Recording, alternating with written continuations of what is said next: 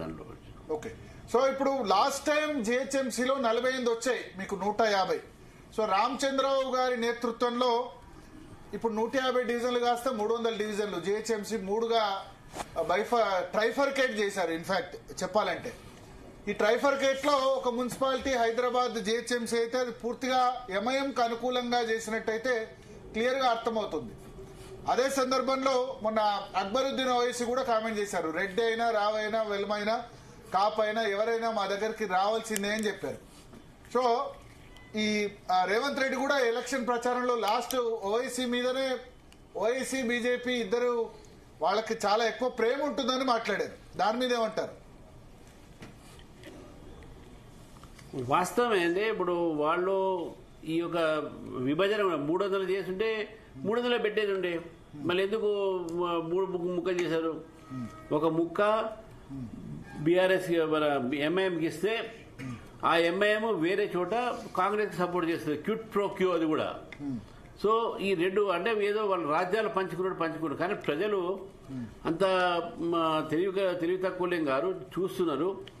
మజ్లిస్కు ధారావతం చేసేటటువంటి అధికారం కాంగ్రెస్ పార్టీకి ఏముంది? హైదరాబాద్ తీసుకొచ్చి అక్కడ డెవలప్మెంట్ ఆగిపోతుంది, అక్కడ పబ్లిక్ అంతా ఆలోచిస్తారు. కాబట్టి ఈ 3 భాగంలో కూడా భారతీయ జనతా పార్టీ ఫైట్ చేస్తుంది. ఇక్కడ ప్రజల్ని ఈ యొక్క ఎంఐఎంతో రక్షించే ప్రయత్నం చేస్తుంది. ఇక్కడ ప్రజలను బీజేపీని గెలిపించాలనేటువంటి యొక్క మేము ప్రాధాన్యపడతాము. డెఫినెట్ గా పార్టీగా ఒక పొలిటికల్ పార్టీగా వాళ్ళ దగ్గర పోతాము, గెలుస్తామనే నమ్మకంతో మేము పనిచేస్తాం.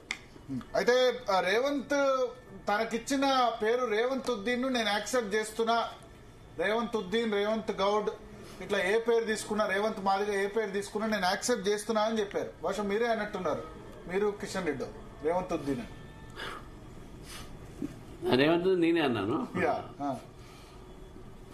సో ఆయన యాక్సెప్ట్ చేస్తున్నా అని చెప్పారు. నాకేం ఇబ్బంది లేదు, రేవంత్ ఉద్దీన్ అన్న ఇబ్బంది లేదు, రేవంత్ గౌడ్ అన్న ఇబ్బంది లేదు, రేవంత్ మాదిగా అన్న ఇబ్బంది లేదు, అందరూ నన్ను యాక్సెప్ట్ చేస్తున్నారు, అన్ని వర్గాల వారు. రేవంత్ ఆయన రేవంత్ రెడ్డి గారికి రేవంత్ ఉద్దీన్ అయ్యే అవకాశాలు ఎక్కువ ఉంటాయి, రేవంత్ గౌడ్ రేవంత్ ముదిరాజ్ అయ్యే అవకాశం లేదు. ఓకే, ఎందుకంటే మతం మార్చుకోవచ్చు కానీ కులం మార్చుకునే వ్యవస్థ మన దగ్గర లేదు కదా.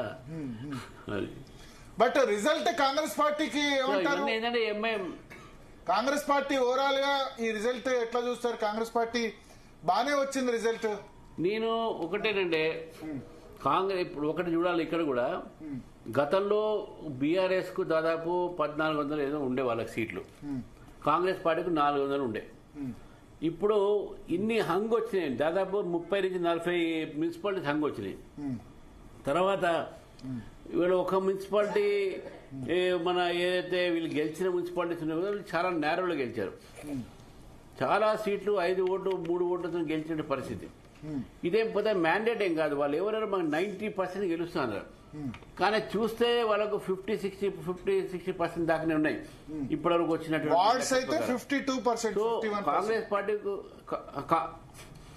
కాంగ్రెస్ పార్టీకి అదేం పెద్ద ఇది మెజార్టీ కాదు. ఇది మెజార్టీ ప్రజలు మ్యాండేట్ ఏమి ఇవ్వలేదు. ఈ గెలుపు అంతా కూడా అధికార బలంతో, అధికార దుర్వినియోగంతో, అర్థబలంతో గెలిచినటువంటి ఒక ఎలక్షన్స్. కానీ ఇప్పుడు కూడా మా వాళ్ళని వేధిస్తున్నారు. ఇప్పుడు కూడా ఈ టైంలో కూడా ఇప్పుడే ఫోన్ వచ్చింది, మంచిర్యాలలో మా ఓడిపోయిన క్యాండిడేట్ కూడా కొట్టడం జరుగుతున్నది. ఇది వాళ్ళ కాంగ్రెస్ ఒక కల్చర్. రెండోది బీఆర్ఎస్ పార్టీ కూడా వాళ్ళు గతంలో 1400 నుంచి ఇప్పుడు 600కో 500కో వాళ్ళు 600 చిల్లర ఉన్నది, అంతకు వాళ్ళు సీమితం అయింది. అంటే ఆల్మోస్ట్ సగం పడిపోయిండు. ఇక్కడ పెరిగింది ఎవరంటే బీజేపీ. 204 నుంచి దాదాపు 350 దాకా మేము వచ్చినాం. మా ఓటింగ్ పర్సెంట్ పెరిగింది. కాబట్టి మా ఒక అనాలిసిస్ కూడా ఏంటంటే ఓట్ షేర్ మాకు పెరిగింది, సీట్లు మాకు పెరిగినాయి, ఏరియాస్ మాకు పెరిగినాయి. మీరు అశ్వరాపేట ఒకటే చెప్పారు, కొత్తగూడెం మున్సిపల్ కార్పొరేషన్ ఒక సీట్ గెలిచినాం, ఒక సీట్ గెలిచారు. సో ఆల్ 7 కార్పొరేషన్ లో మాకు రిప్రజెంటేషన్ ఉన్నది. భూపాలపల్లిలో 2 బీజేపీ స్ప్రెడ్ అయ్యింది అన్ని చోట. భూపాలపల్లి 2, ఎక్కడైతే మాకు బాన్సువాడ 3 ఎక్స్పెక్ట్ చేయని ప్లేస్ మాకు వచ్చినాయి. ఎక్కడైతే మేము ఎక్స్పెక్ట్ చేసినాం అక్కడ కొన్ని రాలేదు, వేరే మాట. మరి లాస్ట్ టైం మంచిగా గెలిచిన ఈసారి అక్కడ రిజల్ట్ రాలేదు. బట్ స్టిల్ మా performance we're satisfied with performance మంచిగా ఉందని చెప్పి మేము భావిస్తా ఉన్నాం. ఎక్కడెక్కడ మీరు ఎక్స్పెక్ట్ చేసిన రిజల్ట్ రాలేదు, డిసప్పాయింట్ అయినారు? కొద్దిగా మాకు నల్గొండ భువనగిరి మంచి సీట్లు వస్తాయనుకున్నాము. అక్కడ ఉన్న మజ్లిస్ పార్టీ బీజేపీని ఓడించేటటువంటి దీంట్లో ఎవరు గెలుస్తారో వాళ్ళకు ఓటేశారు మజ్లిస్. వాళ్ళు ఏం చేశారంటే స్ట్రాటజిక్ ఓటింగ్ చేశారు. బీజేపీ గెలిచిన చోట ఎవరు బీజేపీని ఓడించే వాళ్ళకి వేశారు ఓటు. అట్లా చాలా చోట మమ్మల్ని ఓడించేశారు. నల్గొండ, భువనగిరి, మహబూబ్ నగర్ ఇటువంటి ప్రాంతంలో మజ్లిస్కున్న ప్రభావం ఉంది అక్కడ కొంత. వాళ్ళు మమ్మల్ని స్ట్రాటజిక్గా అడ్డుకునే ప్రయత్నం చేశారు. ఈ అడ్డుకోవడంలో కుట్ర ఇది. బీఆర్ఎస్, కాంగ్రెస్, మజ్లిస్ ఈ ముగ్గురు కలిసి బీజేపీని ఎదగనీయద్దని చెప్పేసి వాళ్ళ స్ట్రాటజిక్ ఓటింగ్తో మమ్మల్ని సీమితం చేసే ప్రయత్నం చేశారు. అయినా కూడా మేము పెరిగినాము, మంచి రిజల్ట్స్ వచ్చినాయని చెప్పి నేను అనుకుంటున్నాను. పార్టీలో కొత్త పాత ఎట్లా వీళ్ళని ఎట్లా కలుపుకొని పోతారు? ఇప్పుడు మళ్ళీ మొన్న కూడా జాయిన్ అయిన వాళ్ళు ఆ చర్చ అయిపోయింది. ఇప్పుడు అందరూ ఒకటే. ఇప్పుడు కొత్త లేదు, పాత లేదు, అంత పాత. ఇప్పుడు అంతా ఒకటే. పార్టీలో చేరినప్పటి అందరూ ఒకటే, అందరు కలిసే పనిచేస్తున్నారు. ఈసారి మీరు చూశారు, చాలా అందరూ నాయకులు, ఎమ్మెల్యేలు, ఎంపీలు అందరూ కలిసి పనిచేశారు. ఎక్కడ బొమ్మట అక్కడ పోయారు, క్యాన్వాస్ చేశారు. సరే రిజల్ట్ అంటారా, అది కొంత వాళ్ళ ఏరియా తిరిగిన ఎంత వచ్చింది ఏం తర్వాత అనలైజ్ చేస్తాం.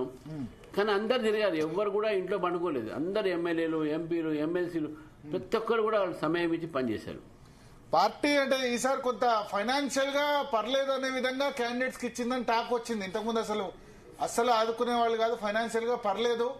తొలిసారి మన పంచాయతీ ఎన్నికల్లో పెద్దగా లేకుండా మున్సిపాలిటీ ఎన్నికల్లో మిగతా పార్టీలకు తీసుకోని విధంగా అట్లీస్ట్ బూత్ ఖర్చులకైనా ఇచ్చారు అని చెప్పారు. సరే ఫైనాన్షియల్ అంటే ఇప్పుడు మేము మెటీరియల్ మేము హైప్ కాకుండా అటు అట్మాస్ఫియర్ ఒకటి మేము క్రియేట్ చేసినాం. చార్జ్ షీటు, మెటీరియల్, జెండాలు, మేము ప్యాంప్లెట్, ఇది మాత్రం ఎక్కడ కూడా మేము కొరత లేకుండా మా ఒక క్యాండిడేట్కి ఇచ్చినాము. దాంతో ఒక వాతావరణం క్రియేట్ అయింది. డబ్బులు ఇచ్చేంత మా పార్టీ కాదు, వీళ్ళు ఇచ్చేటటువంటి డబ్బులు మేము ఇవ్వలేము, అది వాస్తవం. కానీ ఎక్కడ కూడా మేము క్యాండిడేట్లకు మెటీరియల్ కొరత మాత్రం కానీలే. వాళ్ళు ప్యాంప్లెట్ ఇచ్చినాము, జెండా ఇచ్చినాము, కండవులు ఇచ్చినాము. అంతేగాని డబ్బు మాత్రం ఎక్కడ కూడా ఓటర్లకు కానీ మా ఒక క్యాండిడేట్లకు కానీ డిస్ట్రిబ్యూట్ చేయలేదు. సొంతంగా వాళ్ళు ఖర్చు పెట్టుకున్నారు. కాకపోతే మేము మెటీరియల్కు, ప్రింటింగ్కు, వాటికి ఒక మీడియా పబ్లిసిటీకి వాటికి మేము ఇచ్చినాము అంతవరకు. ఇప్పుడు తెలంగాణలో కార్పొరేషన్ ఎన్నికల్లో బీఆర్ఎస్ కంటే